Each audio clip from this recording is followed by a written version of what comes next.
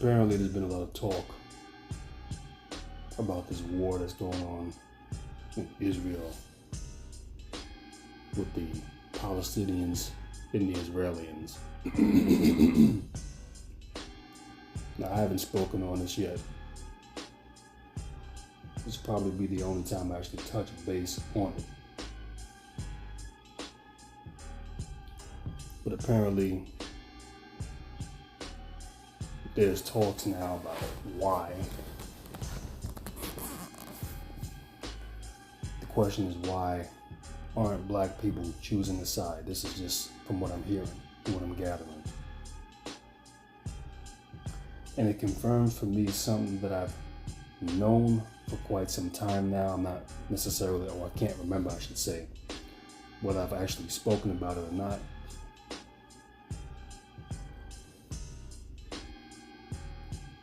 But y'all might remember something that I've stated back in 2017 in a video that I made talking about the failed patriarchy of black men.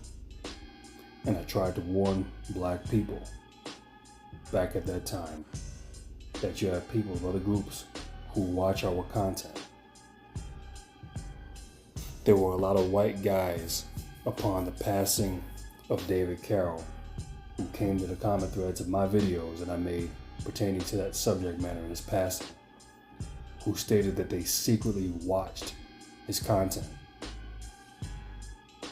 And I've told y'all this back in 2017,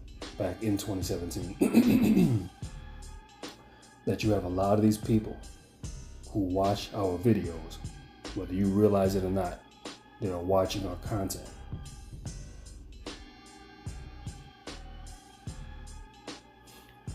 And the fact that you have many of them who are somehow trying to get black people involved in a conflict, in a war that has absolutely nothing to do with us. We didn't cause this. We have no say-so in this. We aren't calling any shots when it comes down to this war. But yet and still they're expecting us to take a side. And I'm going to say this much also. I don't think I'm going to be too long with this video. But I've sat back and I've watched even some black men. Some of you black men who are making countless live streams, literally expecting black people, expecting the pro-blacks to get involved with everything that's going on with the Palestinians and the Israelis. And here's what I'll say to this. Do we need to take notice to what's happening? Absolutely.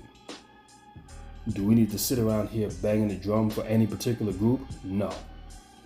This has been one of the biggest downfalls of black people thus far, is to sit here prioritizing everybody else's interest or their priorities over our own. And this is exactly why, for years now, other groups have been able to leapfrog us, and we're still steadily stuck in the same predicament. Now, once again, I'm going to say this, that yes, what's going on, any conflict or wars going on around the world, yes, we do want to keep, we do want to take acknowledgement to what's actually happening. But do we need to get involved? The question that I'll ask is this: for those of you who are making these live streams that expect black people, the pro-blacks, or whatever y'all classify them as, and I've had my gripes with the pro-blacks as well. But what I will say is this: I will take their stance when I say, listen, I'm not getting involved with this. I will take my notes on what's happening, but I'm not getting involved as far as choosing a side. My question to those of you who are making live streams and videos, and you think that black people need to take a side, what is it that you expect us to exactly do? What do you expect us to do? I mean, some of y'all are making videos about Tariq Nasheed, Jason Black, Professor Black Truth. And let me say this much.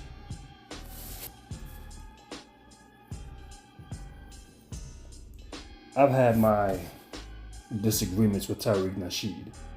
And if somebody's given a fair critique of any individual on YouTube, then I'll just sit silently by and just observe what's being said. As long as it's a fair and balanced critique, then hey, it is what it is. But some people are expecting these individuals to make video. What I'm really trying to figure out is what exactly do you want them to say? It's what I'm trying to find out. When you make videos and you expect these brothers to sit here and talk about this particular situation. Now, once again, I'm going to say this much. Do you want to be knowledgeable about what's currently taking place? Of course. Do you want to keep your eyes to what's currently taking place with these wars overseas? Of course. But do we need to directly get involved? Hell no. It's not our fight. It's not our battle. We don't control anything that goes on. Hell, we can't even get the damn politicians in this country to do something that exclusively benefits our own interests. Mind you, we are sitting back and we're watching them do things exclusively for every other group except black people. What I do like about what I'm seeing now is, I've stated this for years, is black people need to learn how to be efficient with our energy. Stop going about thinking that you got to be the saviors of the world, that you got to be the moral compass and moral barometers of morality for everybody else, that you got to teach other people how to love and care. No, you don't. That's not your role. This is not the world that you live in. Because behind thinking like this, behind having that mindset, we see that this has gotten us absolutely nowhere. As a matter of fact, other groups have been able to leapfrog us while we are still in the same predicament. And the key thing is to acknowledge when something that you've been doing has not worked. And when it's time to finally switch up that strategy. Because to keep doing the same thing over and over again and getting one result while expecting a different outcome, that is the definition of complete insanity. So yes, as far as black people are concerned, when it comes down to other groups, no, we're not here to care for other groups. We are not here to look out for other groups because we see the level of hostility that they have toward us. Now, when it comes down to people as individuals, you rock with me, I want to rock with you. It doesn't matter what your race or ethnicity is. I don't care. But when it comes down to fighting for collective groups, no, that's just not what I'm going to do. Because the fact of the matter is, isn't the world telling us to pick ourselves up by our bootstraps? What happens when you have the illegals who come here and get a whole bunch of handouts and giveaways, and they manage to make something of themselves? What do they say? They pick themselves up by the bootstraps. It's the very same thing that they tell black people that we need to do, is pick ourselves up by our bootstraps. Well, if you want to talk that, okay, if I'm going to pick myself up by my bootstraps, that means I don't go out here and cape for your issues either. That's what that means. See, if you really live up to what they criticize black people for not doing, what you'll realize is that you're damned if you do and you're damned if you don't. It doesn't matter what you do. You're always going to be looked at as the bad guy. Now, this becomes more what am I saying? People more or less will feel the need to have this entitlement issue to our energy. And this is what it really is right now. People feel entitled to the energy of black folks. I mean, I've seen people playing videos of Jews saying that the biggest issue that Israel has is younger black people. And I'm trying to figure out in what way. We don't have any control over any narratives. We don't control any mainstream media outlets. We can't get politicians to adhere to giving us a black agenda that exclusively benefits us without them trying to usher in every other group. But mind you, now they do this exclusively for other groups now. I mean, you see how they are literally trying to displace black people in Chicago by putting in the migrants in their cities in Chicago. And they use black faces and puppets to do this. But yet you have people that are going to sit back and say, well, the biggest problem that Israel faces is the younger black generation. Now, you got to really wonder what it is they're saying behind this. And what they probably notice is that the younger generation of black people are not like the elders. I can't even say the elders because that's giving them a level of respect that many of them collectively do not deserve. As the older generation of black people, I would say. The failed civil rights, baby boomer era generation of black people. So they expect us to sit around and be like them. Put everybody else's needs before our own, and I'm sorry, I don't function like that. That makes absolutely no sense. I'm not here to be somebody else's doormat. And here's what black people are gonna have to understand. As you begin to prioritize yourself, your needs, and what it is that your community needs, it's gonna start to piss many people off. I mean, examples of this would showcase, well, I've seen a couple of examples of this, even to the case where you have had black men in the past who would put up public posts or tweets stating that they only want to be with their own race of women, then somehow that is seen as being racist. You're going to not only have white women and non-black women that are going to come out here and attempt to shame this black man, saying, well, what about all races of women? But you will also have white men come out here and say this.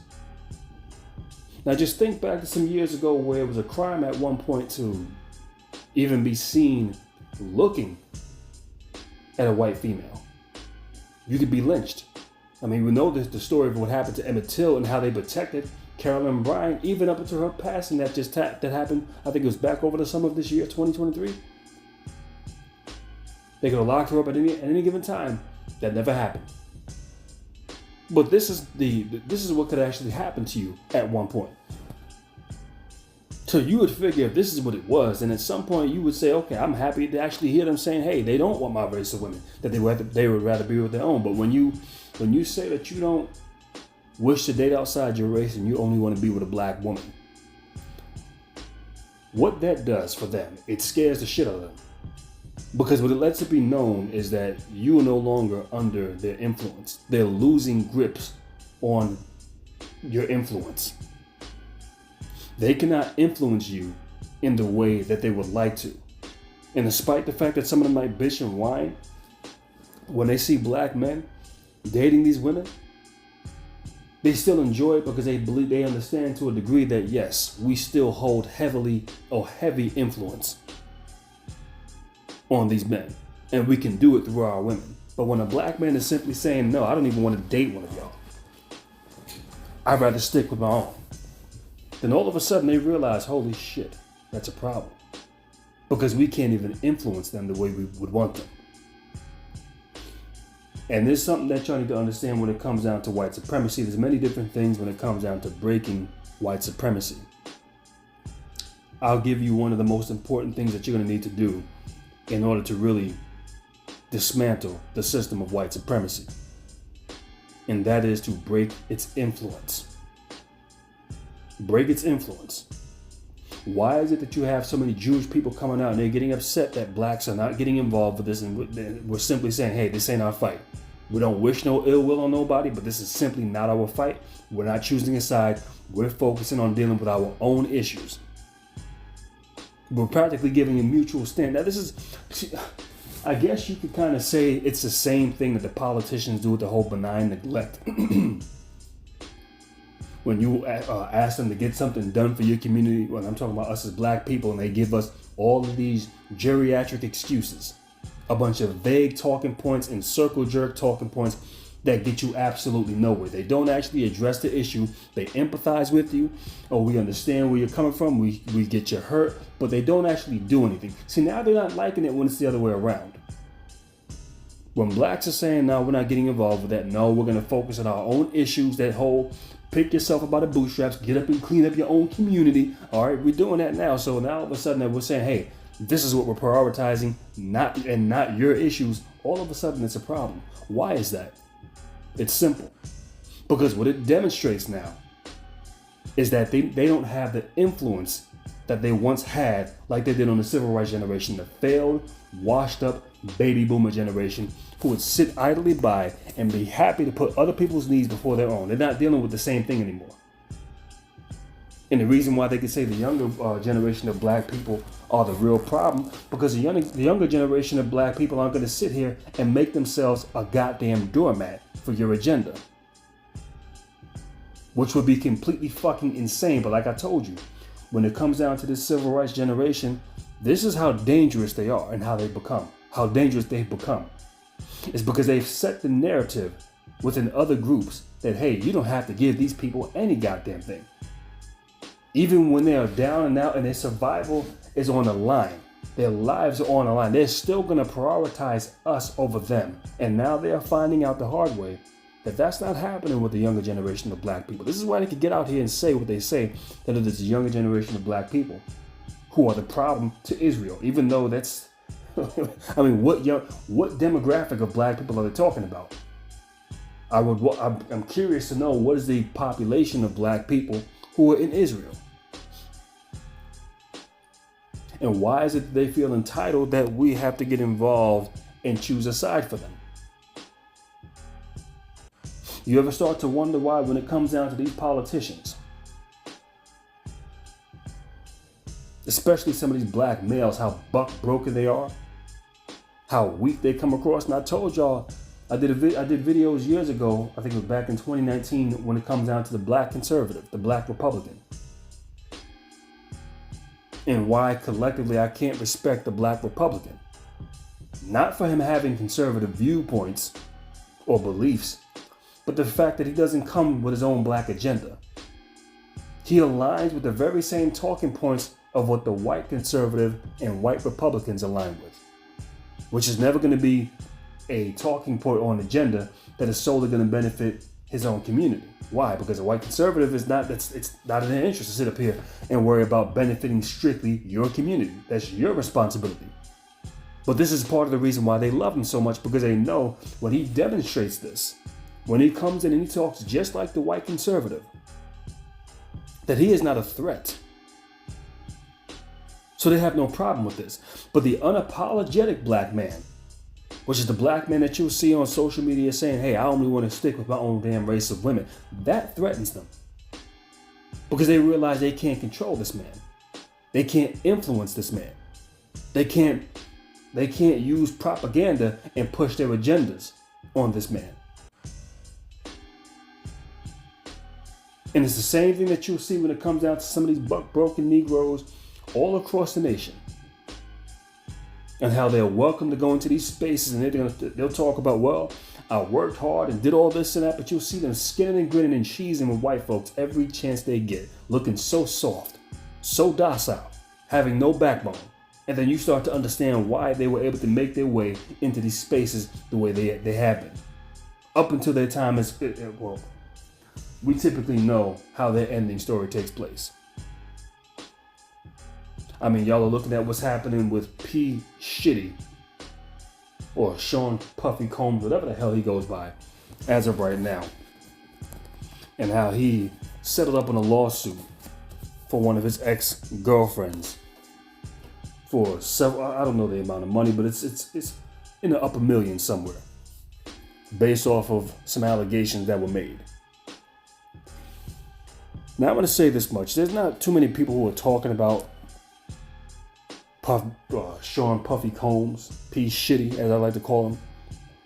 And he has fallen into somewhat of irrelevance. He doesn't hold the same influence that he once held. In the same way, a countless and a multitude of other black men has had their time revoked. The same thing is going to happen to him. You think about R. Kelly for a second, and maybe I'm veering off the subject for a brief moment. But what was it? What was it? Back in 2019, he finally got locked up. They put him in jail. The videos of him having sex with these underage girls was back in 2000. 2000. Either 2000 or no later than 2001. One of those 2 years is when the videos came out. And we know it was him. As a matter of fact, one of the backgrounds that he had, or one of the areas he was recording in, was the same background that was in one of his music videos back then. The question is, why didn't they lock him up back then? You had all the evidence that you needed. It was undeniable that this was R. Kelly. But he didn't get locked up. It wasn't until damn near, 20 years, 19, 20 years later, they decided to come after him. Why? See, back in 2000, he was still hot. His music was still playing on the radios. Women were still getting it in to his music. But as he started to fall off into obscurity, okay, you're not producing any more money for us. We have no reason to cover for you or run interference for you to keep your ass out of jail. And since you are no longer producing and dropping hot music and making us multi-millions of dollars, guess what? It is a safe haven to come after your ass and get you locked up. And that's exactly what they did. That's exactly what happened. And the same thing is going to happen with P. Shitty. As he starts to become less and less relevant, as they realize, okay, he's not holding sway when it comes down to getting the vote in hand, all this other foolery, like, why was he getting involved with politics back in the 2020 election? Can you remember a time before then when he actually gotten involved? And if he did, has he been consistently doing this throughout elections? Did he get involved with midterm elections? Did he get involved with the midterm elections back in, 2020 was the last presidential election? We know we got one coming up in 2024.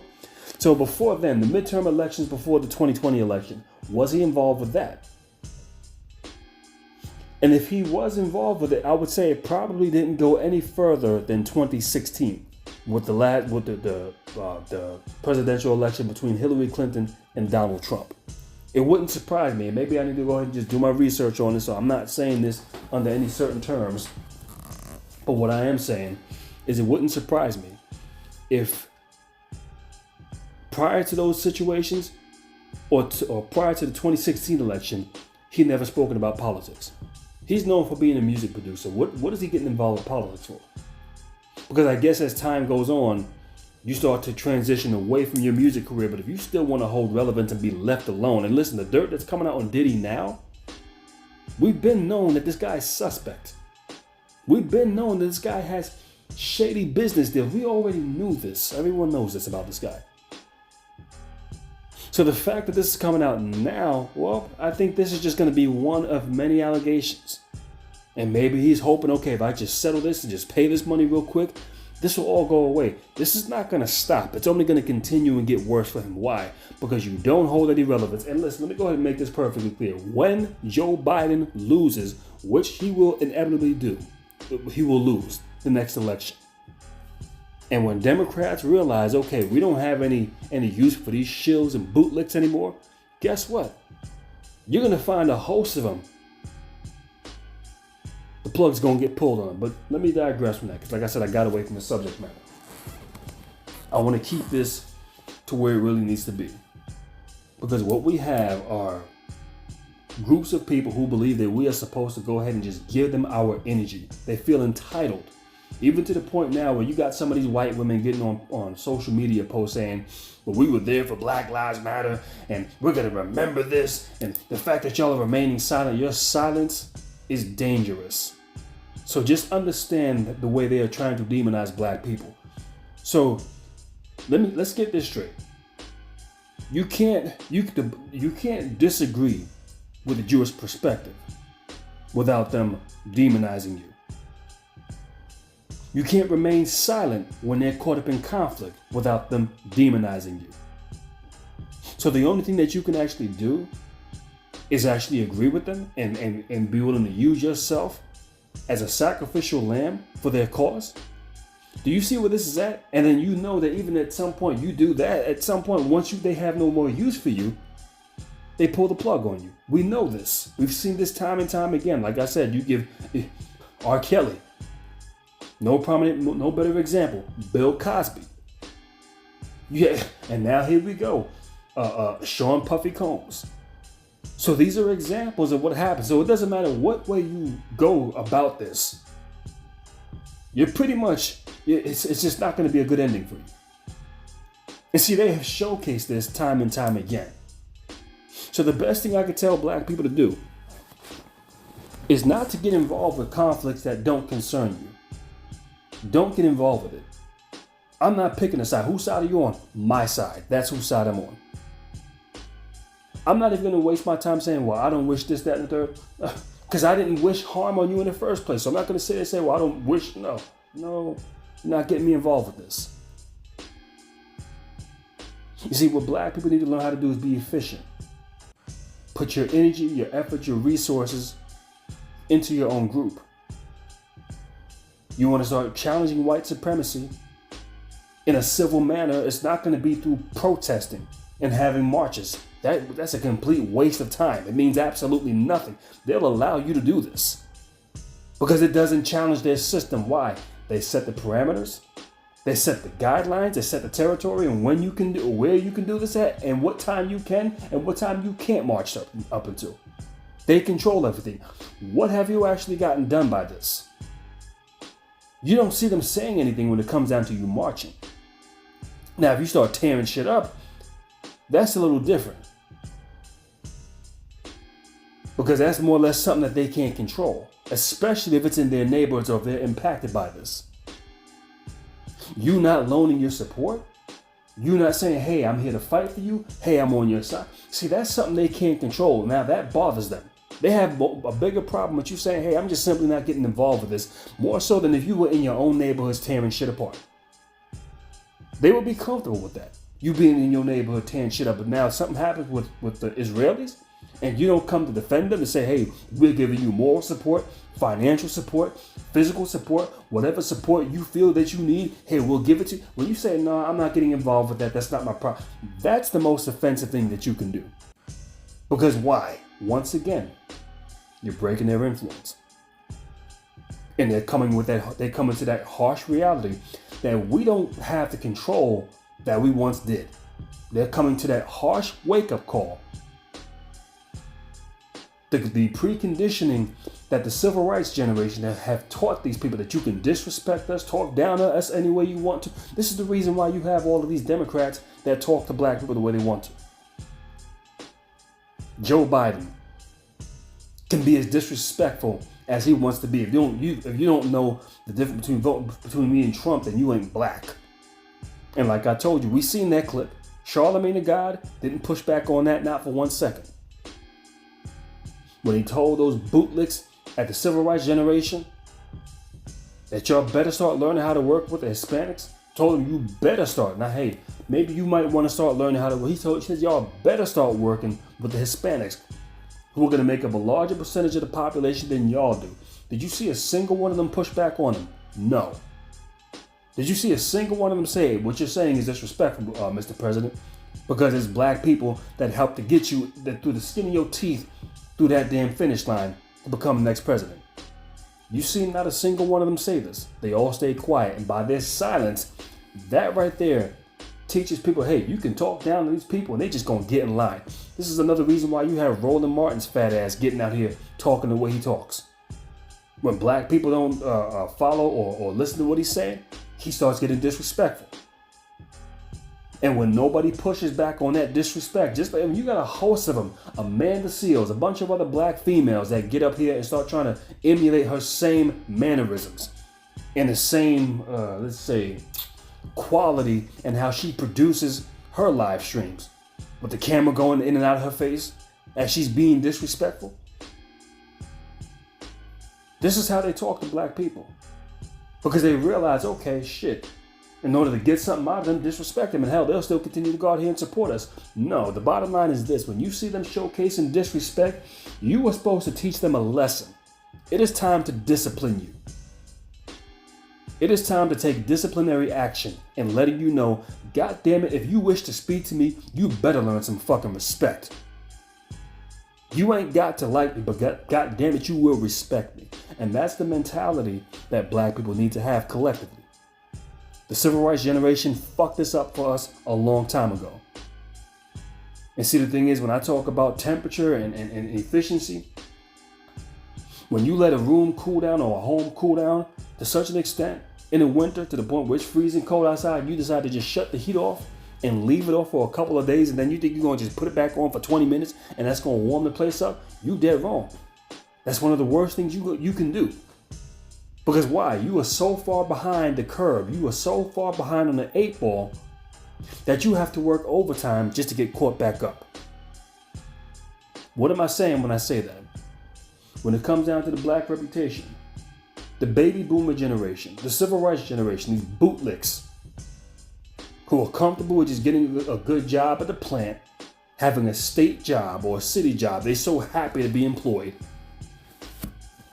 They have set the precedent that, hey, it is okay to disrespect them, talk down to them any way they want, and hell, they'll still go out and vote for us. So now the fact of the matter is this: you got to get them up out of the goddamn paint. Because that's how you're going to start to restore your reputation. All of these bootlicks, these front runners that they put out here to represent us, and the crazy part is this is how disrespectful the NAACP is. Because they'll make it clear that we are not a black organization. So therefore, you make it clear that they don't represent us as black people. They don't speak for us. They don't represent us. You make it blatantly clear. I don't know who these people are, but they do not speak for our interest. So therefore, you don't get to come to our communities attempting to try to get us on board with your agendas. You don't get to come to black churches. You don't get to sit down in community centers. You don't get to sit down and talk with any goddamn body. You can kick rocks. That's the example that you have to set.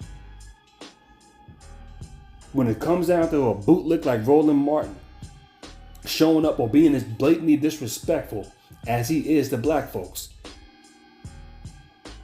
then when he brings his fat ass into a black neighborhood, the goal is not to stick a camera in his face or a cell phone camera in his face and record him and hold a debate with this fat bastard. No, there's no time for debating here. You're disrespectful. I'm here to set a precedent. So you best believe if I roll up on Roland Martin's fat ass somewhere up in my goddamn neighborhood, I'm not holding a goddamn debate with you. You got but one option: make haste. Otherwise, shit's gonna get real ugly. No, don't listen. I don't give a fuck to hear you babbling and stuttering. You better get your fat ass the fuck up out of here. I'm not here to hold a goddamn debate with you. And if there's a camera involved, the camera's only there to showcase that there is a precedent being set here, that these bootlicks, that these sellouts, these buck-broken shills do not speak in our interests. You can't even move safely in our neighborhoods. Because if you are I find you offensive in my neighborhood. The disrespect that you exude is offensive. And you might do it on your panel and talk completely different if somebody's seen your fat ass face to face. But you're not gonna do that shit. You're gonna learn to curb that damn mouth, even on your goddamn panel. This is how you gotta start to set the precedent. Just like when I told y'all when it came down to, what was it, the video I did, what is it that black men can learn behind the termination of Cynthia G's channels?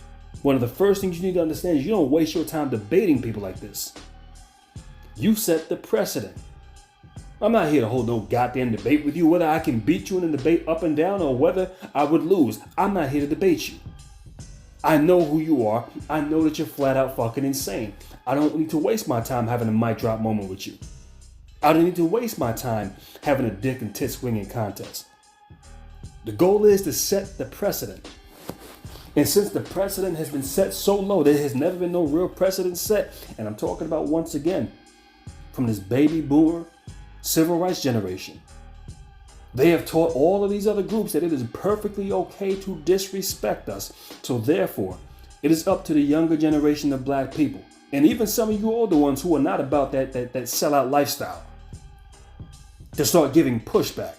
If you come across one of these buffoons coming in your neighborhood talking reckless, being disrespectful, it is up to you to let that be known. Hey, you need to have some respect.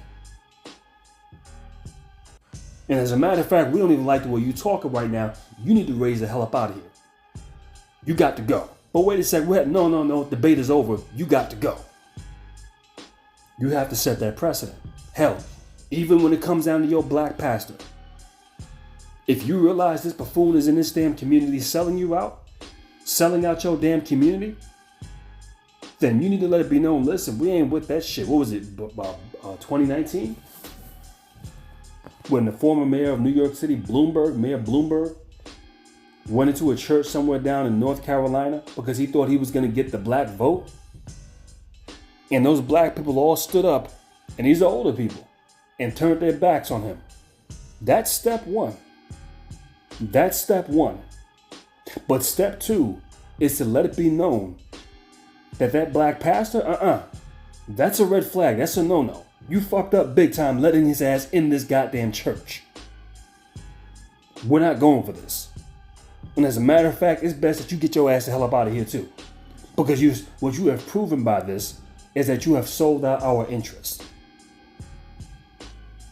So the reason why I'm saying this is because you're not going to get this from your mainstream media Negroes.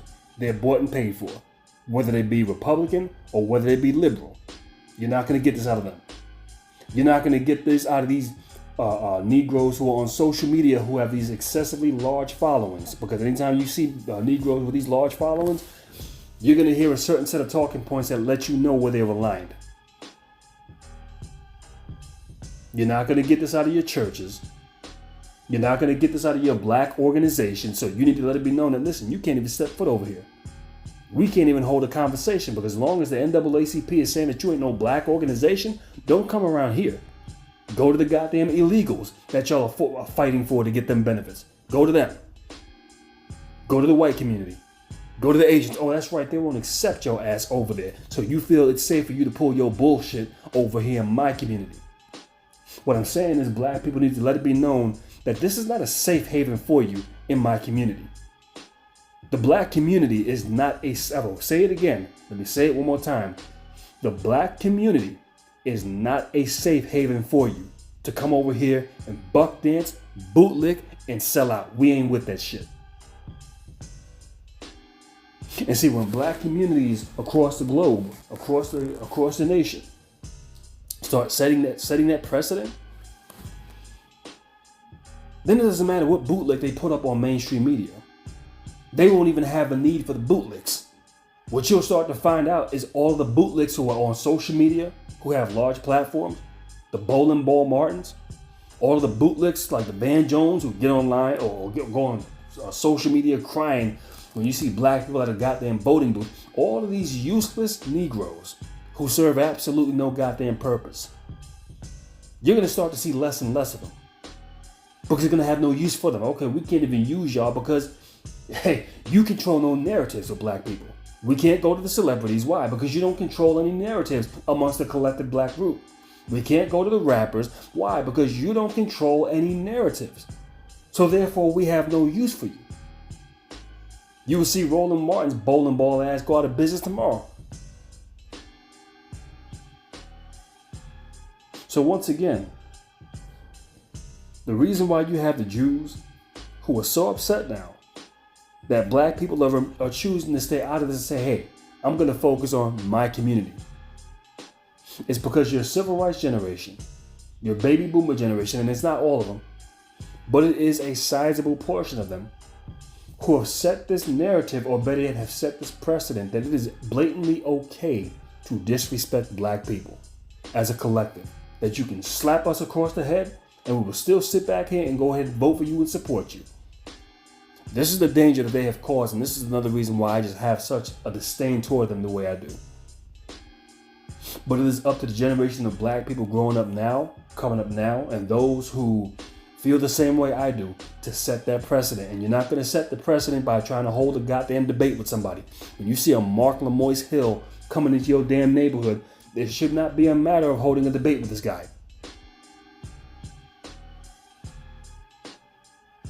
You've done too much damage. You need to make haste right now. That's it. This is it. You need to be dismissing them out of your community. You see a sellout making their way into your damn community, trying to get your support or trying to get you on board with their agenda. You need to dismiss them. You need to make haste. We're not sitting here holding debates with you. We're not going to go back and forth with you. There's only one option you have. Make haste. Scram. Beat it. I'm not holding debates with you. I got nothing to say to you. As a matter of fact, I find it utterly offensive that you would come over into my damn neighborhood and pull this bullshit. You need to leave right away. And see, by that's when you start to set the precedent. And just understand this much. It's going to get to a point where people are going to get mad. They're going to get angry. They're going to get upset. They're going to try to shame you. They're going to say all kinds of goofy shit. But you got to stand firm and say, no, this is where I'm at. I'm not prioritizing your community. I prioritize my community. This is where the collective of black people have to be in order to set real precedent. And that is one of the most important things that needs to be done within black society so far, or thus far, is to set a precedent that the collective of black people are focusing on what is within our own best interest. They can say whatever they want. It's just a matter of being efficient. And as a matter of fact, efficiency is just a fact of life. I use the boiler as an example on how the boiler is supposed to retain its heat, capture as much of the heat from the gases coming out of the flame, get as much of the heat as it can before the exhaust leaves the flue pipe. It's the same thing when it comes down to engines. It's the same thing when it comes down to anything else. You want to channel as much as that energy into directing it into where it needs to go. So when people want to say, oh, we got a problem, what you're saying is anti-Semitic, no, it's not. To sit back and say, well, listen, I'm focusing on my community. I'm not here wishing anything on anybody's community. I'm wishing good luck and prosperity to my community. Whatever's going on over there in Gaza and Pakistan, in Israel with Hamas or whatever, listen, hopefully everything works out for the best. But I'm not choosing any sides on that. Don't let nobody pressure you into any of this. You don't have to waste your time getting involved with that. You focus on what it is that you need to do. Because remember, they always tell us, pick ourselves up by the bootstraps, right? You ain't going to give us reparations, right? So therefore, let's just say we're focusing on picking ourselves up by the bootstraps. And with that being stated, that's all I got to say in this production.